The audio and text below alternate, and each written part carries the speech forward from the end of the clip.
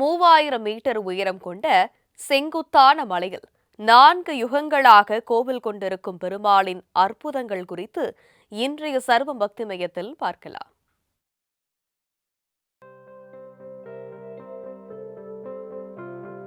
பொங்கும் அழகில் பூத்திடும் பத்மம் அவன், பூரண தெய்வம் அவன், புது பொலிவு உருவம் கொண்டவன், ஆதியாகி அந்தமாகி அண்டம் நிறைந்தவன், வேதியர் வணங்கிடும் விஷ்ணு அவன் என தமிழ் கவிதைகள் புகழ்பாடும் புரட்டாசி நாயகனாக பெருமாள் நாமக்கல் மாவட்டம் சேந்தமங்கலம் தாலுகா காளப்ப நாயக்கன்பட்டிக்கு அருகில் சுமார் 3000 மீட்டர் உயரம் கொண்ட மலை சிகரத்தில் 120 அடி உயரம் கொண்ட ஒரே பாறை மீது மேகங்கள் சூழ ஸ்ரீ வரதராஜ பெருமாள் என்ற நாமத்தோடு கோவில் கொண்டு வாசம் செய்கிறான்.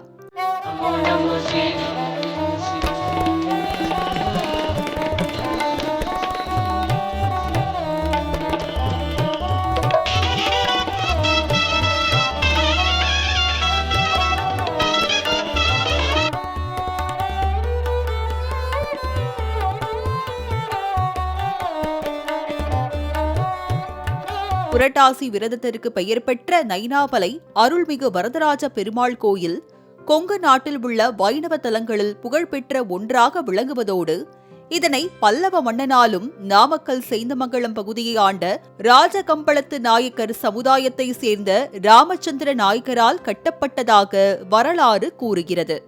மலையின் முகட்டில் கட்டப்பட்டுள்ள இக்கோவிலின் கல் மண்டபத்தை கடந்து சென்றவுடன் ஏகாந்த சிரஞ்சீவி அனுமனும் கர்ப்ப கிரகத்திற்கு உள்ளே ஸ்ரீ வரதராஜ பெருமாள் பூதேவி ஸ்ரீதேவியரோடு பக்தர்களுக்கு அருள் பாலிக்கின்றனர்.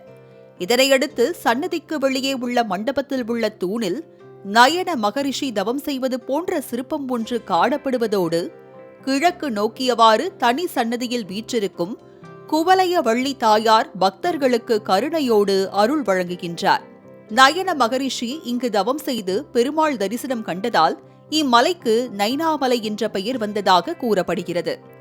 ஒரு சமயம் மலை முழுவதும் 108 தீர்த்தங்கள் இருந்ததாக கூறப்படும் நிலையில் தற்போது அமயா தீர்த்தம், அரிவாள் பாழி, பெரிய பாழி என 3 தீர்த்தங்கள் மட்டும் பெருமாளின் அருளால் எக்காலத்திலும் வற்றாது ஓடிக்கொண்டிருக்கிறது.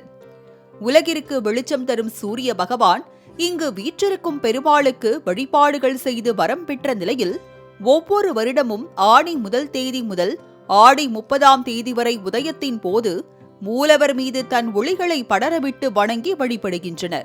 இதேபோல மழைக்கு அதிபதியான இந்திரன் 12 வருடங்களுக்கு ஒருமுறை மின்னல் உருவில் மாயவரை வணங்கி செல்வதாக கூறப்படும் நிலையில் அது குறித்த கோவில் தூணில் சிற்பம் ஒன்றும் காணப்படுகிறது.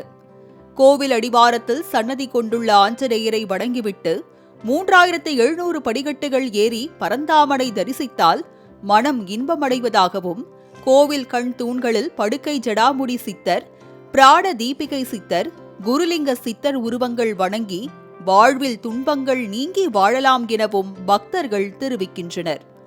இக்கோவிலில் ஆண்டுதோறும் புரட்டாசி உற்சவ திருவிழா வெகு விமர்சையாக கொண்டாடப்படும் நிலையில் ஒவ்வொரு சனிக்கிழமையும் லட்சக்கணக்கான பக்தர்கள் சென்று பெருமாளை தரிசனம் செய்வார்கள்.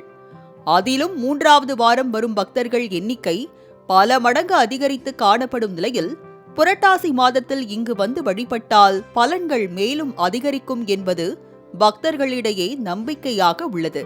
புரட்டாசி மாதம் முழுவதும் விரதமிருந்து சனிக்கிழமை மலையேறி பெருமாளை தரிசித்து வீட்டிற்கு சென்று காய்கறி படையல் செய்து வழிபடும் முறை காலம் காலமாக பின்பற்றப்பட்டு வருகிறது.